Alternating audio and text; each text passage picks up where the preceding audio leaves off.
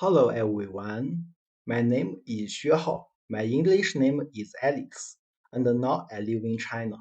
I independently invented a new trade method, exchange trade, which will change the operating model of internet platforms and help us find the new growth points for the world economy. In addition, exchange trade can also improve commodity productivity and transaction quality help us delay economic recession and fight economic crises. The creation of exchange trade theory and the production of PPT teaching video are completely by me alone. However, due to my poor English, I did not display the video content directly, and the PPT explanation sound you heard later is done by computer software. There are two problems with my PPT presentation in English. The first problem, the video won't work well by doing this because my English is not good. You might not be able to understand many of my presentation. The second question, doing this will take me a lot of time. Even introducing a issue of extreme trade requires me to spend a lot of time on speaking practice. Doing this caused me to take me more time to complete the video, and you understand the ad screen trade will also be delayed. Given the depending recession right now, I think we are running out of time. I think it will have been a better option to release ad screen trade earlier. So I chose to write the Chinese PPT and speech, then translate them in English with the help of Google Translator, and finally rely on Microsoft's AI voice software to record the English version of Alice Trade explanation video. Because of the theoretical construction of extreme trade, the writing of relay copywriting, the production of PPT, and the recording and editing of videos are all completed by me alone. So if there are some omissions in some tabs, please forgive me. Please don't miss my video because PPT is displayed by AI. And don't choose to close my video because the wrong words and grammar in the video. Because edge screen trade that invent is really important. It will not only help world to delay the economic recession, help many countries fight the economic crisis, but also help the fund hope when your career is not doing well. Now, let's get started with the body content of the screen trade. Hello everyone, my name is Xue Hao, and my English name is Alex. I independently invented a method to fight the economic crisis. Alex scoring trade. Please remember the name of this method, because it will be famous all over the world and completely change the world. This video is the 10th in the Alex scoring trade theory series. The scoring logic of Alex scoring survey. In the last video, I applied the game Guess the Average by looking an item into a survey to create the Alex scoring survey. The biggest difference between the Alex scoring survey and the game Guess the Average by looking an item is that the Alex scoring survey will reward the winner. Don't underestimate this difference. This difference allows the Alex scoring survey to get more effective product ratings. The game Guess the Average by looking at the item gets an objective score for the item, but this score is not what we need. To understand this point of view, we need to analyze the positions of buyers and sellers. For the buyer wants the price of the item to be as low as possible and the value of the item to be as high as possible. In other words, consumers want the best value for the lowest price. For sellers want the price of goods to be as high as possible and the cost of goods to be as low as possible. In other words, merchants want to produce goods with the highest price at the lowest cost. The value of the commodity is related to the cost of the commodity. So we get a mutually constrained triangle. In this triangle, consumer pursuit, value minus price, maximization. Merchant pursues, price minus cost, maximization. And value minus cost is the maximization of the social benefit of a single commodity. In economic activities, the production and management strategies of merchants determine the cost and value of commodities, and the game between merchants and consumers determines the price of commodities. Commodity survey information can not only affect the production and operation strategies of merchants, but also affect the price of commodities. For example, assuming that Coke and orange juice cost the same to manufacture, but Coke is more popular with consumers than orange juice, the merchant will produce more Coke. If the merchant already produces the same amount of Coke and orange juice, the merchant may increase the price of Coke.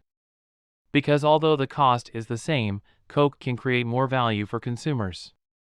On the surface, we should pursue the maximization of value minus cost, because this allows the consumer group to obtain the most value, and after the consumer obtains the value, the merchant can also increase the price and realize the profit, price minus cost, maximization.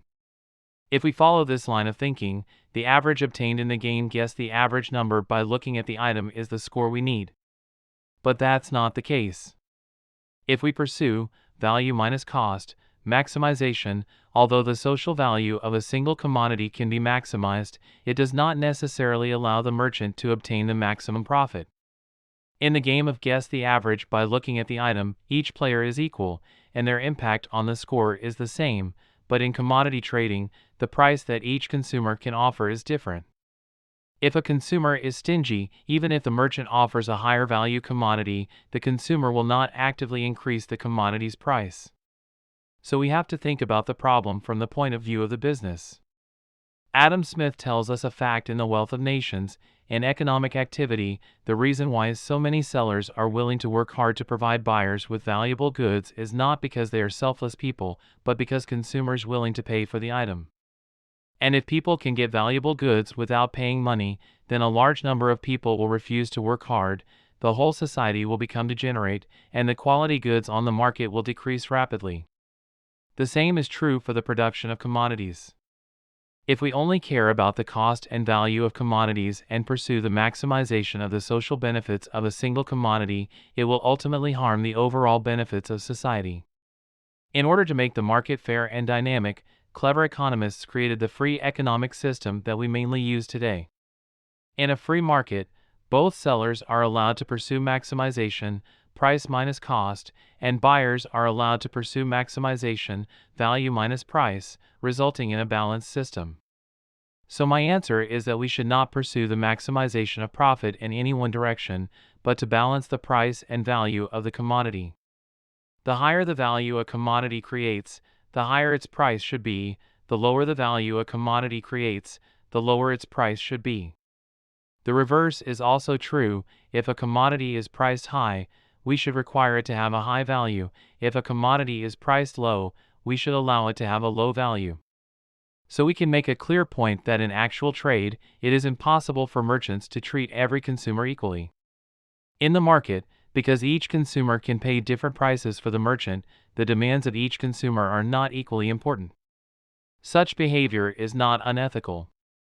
We should allow sellers to consider economic interests and give priority to buyers who can offer more prices. This is also the actual situation of the current economic system. In actual trade, the strength of buyers' purchasing power is related to two factors. One is the economic ability of the buyers, and the other is the generosity of the buyers. The most typical example is the tipping system, where customers voluntarily give up part of their economic interests and express their satisfaction with the service by paying more tips. When the waiter encounters the customer again, he will try his best to provide better service for the customer. And if a restaurant's regulars always tip very little, the waiter has no incentive to serve him better. In commodity trading, the right to speak is related to the value of commodities. We must understand that the value created by the same commodity for different consumers is different. For example, a brand launched a black sneaker for $100. Alan and Bill each bought a pair. Alan loves black and hates white, so he is happy to have such a pair of sneakers. Bill loves white, hates black. He bought this pair of sneakers because he trusts the brand, but he is often angry because the sneakers are black, and even considers buying other brands of sneakers in the future.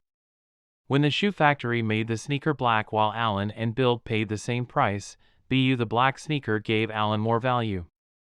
And if the shoe factory designed the sneakers to be white, Bill would get more of the merchandise value than Alan for the same price. That's not fair, but what happens to Alan and Bill is so common in today's economy. What can we do about it? For this sneaker company, the most reasonable strategy at this time should be to evaluate the purchasing power of consumers and decide what color the sneakers should be designed according to the purchasing power information. Assuming that only Alan and Bill buy these two pairs of shoes, and Alan has more purchasing power, the company should design the sneakers in black. If Bill has more purchasing power, the company should design the sneakers in white. If this pair of sneakers is to be sold to many consumers, it is necessary for the company to obtain a message whether consumers who prefer black sneakers have more overall purchasing power, or consumers who prefer white sneakers have more overall purchasing power. If consumers who like black sneakers have more overall purchasing power, they should design their sneakers in black, and if consumers like white sneakers have more overall purchasing power, they should design their sneakers in white. After sorting out the ideas, we will find that, on the one hand, merchants care about the price of products. That being the case, we should allow consumers to proactively pay higher prices while giving them a higher say in product ratings, and the Alex scoring survey can do just that. There is a difference between an Alex scoring survey and a game of guess the average by looking at the item.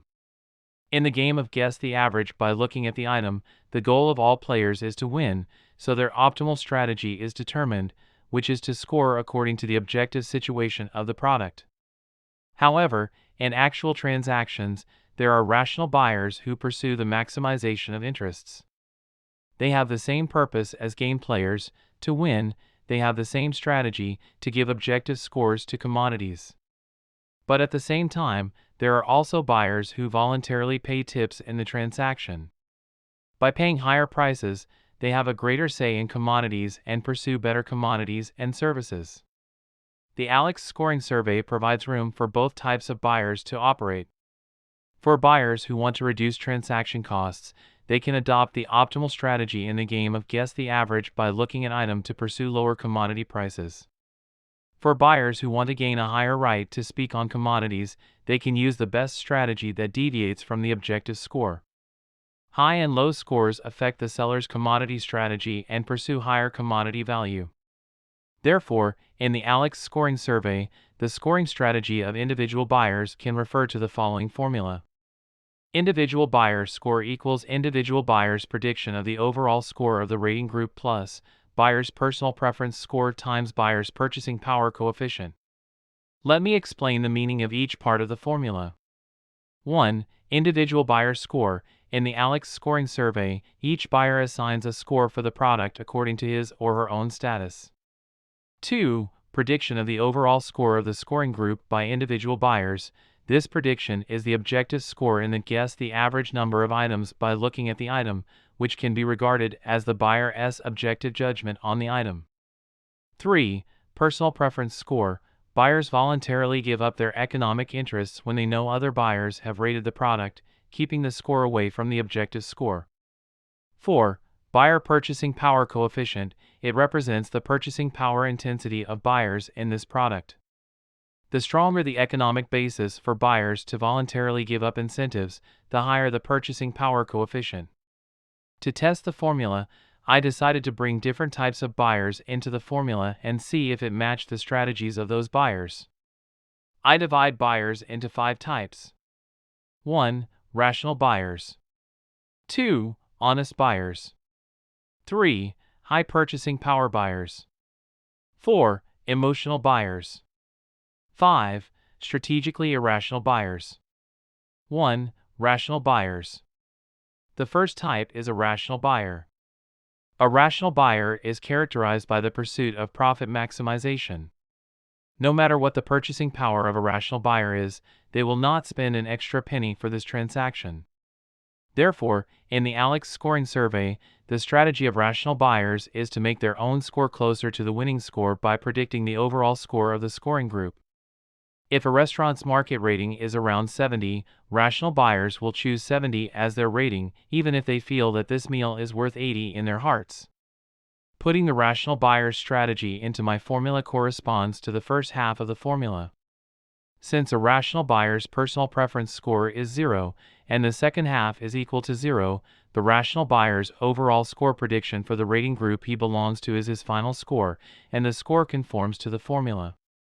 2. Honest buyers. The second is honest buyers. The characteristics of honest buyers are that they are influenced by religion, culture, etc., and are unwilling to lie in survey. In the Alex scoring survey, honest buyers focus not only on the objective score of the product, but also on the value the product brings to them. If a restaurant's market rating is around 70, honest buyers will use 70 as a reference. If the food and service exceed expectations this time, honest buyers will honestly give a realistic score, such as 80. If the food and service are not as good as expected, honest buyers will honestly give realistic scores, such as 60 points. Putting the honest buyer's strategy into my formula, the honest buyer's rating is not affected by purchasing power. It can be regarded as having a purchasing power coefficient of 1, unless the honest buyer has too little assets to complete the transaction. Honest buyers will objectively judge the market rating of the product and the value it brings to themselves, and give honest ratings. 3. High purchasing power buyers. The third type is buyers with high purchasing power. The characteristics of buyers with high purchasing power are that they are more concerned about whether the goods satisfy them and less concerned about transaction costs. In the Alex scoring survey, the strategy of buyers with high purchasing power is not to care about the opinions of other buyers, but to score their own perceptions based on their purchasing power and the product. If the restaurant's market rating is around 70 and high purchasing power buyers are satisfied with the restaurant's food and service, high purchasing power buyers can completely forego the reward and give a high score of 100. If the restaurant's food and service make high purchasing power buyers very dissatisfied, buyers with high purchasing power can completely forego the reward and directly deduct 0 points. Putting the strategy of high purchasing power buyers into my formula corresponds to the second half of the formula. Buyer's personal preference multiplied by the buyer's purchasing power. Since buyers with high purchasing power do not care about the opinions of other buyers, the first half of the formula is scored as 0, and the second half of the formula depends on the buyer's personal preferences and purchasing power for the product. The better the product, the higher the personal preference score. The worse the product, the lower the personal preference score. The higher the purchasing power, the higher the purchasing power coefficient, and the greater the effect of preference on the score. 4. Emotional buyers. The fourth type is emotional buyers. Emotional buyers are characterized by large fluctuations in ratings. No matter what the actual product is or how much the reward is, it is possible to score according to the mood. If a restaurant has a market rating of around 70, emotional buyers rate the restaurant 90 when they are in a good mood and 50 when they are in a bad mood. Putting the strategies of emotional buyers into my formula, their ratings fluctuate around objective scores. Emotional buyers are not necessarily unaware of roughly objective reviews of products, but their emotions can influence their behavior. Product preferences of emotional buyers are related to emotions. The better the mood, the higher the preference score. The worse the mood, the lower the preference score. The higher the purchasing power, the greater the influence of mood on the score. 5. Strategic irrational buyers. The fifth is the strategic irrational buyer. The characteristics of the strategic irrational buyer are, although they pursue the maximization of economic benefits, they adopt irrational strategies because of information asymmetry. In traditional survey, buyers with irrational strategies do not realize that merchants will use the survey information provided by them to price discriminate against themselves and damage their own interests, so they still provide their real information in the survey. Strategically irrational buyers are unlikely to appear in the Alex score survey. Because an important theoretical basis of the Alex scoring survey is the impossible triangle of Alex, in the Alex scoring trade and the promotion of the Alex scoring survey, we will try to make every buyer aware of the harm of price discrimination. It should be pointed out that consumers in the actual situation will be more complex, and most consumers have the characteristics of more than two kinds of buyers at the same time. For example, Alan is a relatively honest person, but his income is very low, So sometimes Alan will remain honest in the research, and sometimes in order to obtain rewards and reduce transaction costs, Alan will try to make his score to close the winning score. Summarize the content of this issue as usual. Commodities have three attributes: price, value, and cost. If starting from the social benefits of commodities, then every consumer's demands are equal, then we should pursue the value cost maximization of goods. This idea is consistent with the game Guess the Average by looking at item, in which each player's importance is the same. But in the actual market economy, it is different.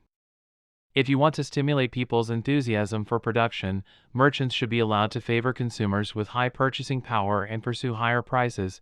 Consumers should also be allowed to pay higher prices to obtain higher commodity discourse power in order to pursue better products and services. And because the Alex scoring survey sets up rewards during the application process, each consumer's right to speak becomes different. Consumers can reflect their preferences in product ratings by voluntarily giving up rewards, so consumers who can pay higher prices are more likely to exert influence on product ratings. So we get a formula. Individual buyer score equals individual buyer's prediction of the overall score of the buyer group plus buyer's personal preference score times buyer's purchasing power coefficient. I put rational buyers, honest buyers, high purchasing power buyers, and emotional buyers into this formula and found that the formula matches the actual situation. In issues 5th and 6th of this video series, I discussed the strategies of various buyers and click farms in traditional post-sale survey, arguing that traditional post-sale survey is inefficient or even ineffective. In the next video, I will discuss the strategies of various types of buyers and click farms in the Alex scoring survey to see if the Alex scoring survey can make a breakthrough. If you realize the value of Alex's scoring trade after watching my video, please also forward my video to those who need it, whether they're your relatives, friends, classmates, or strangers you don't know. They may be suffering from economic recession at this time, and the Alex scoring trade can help them. See you in the next video.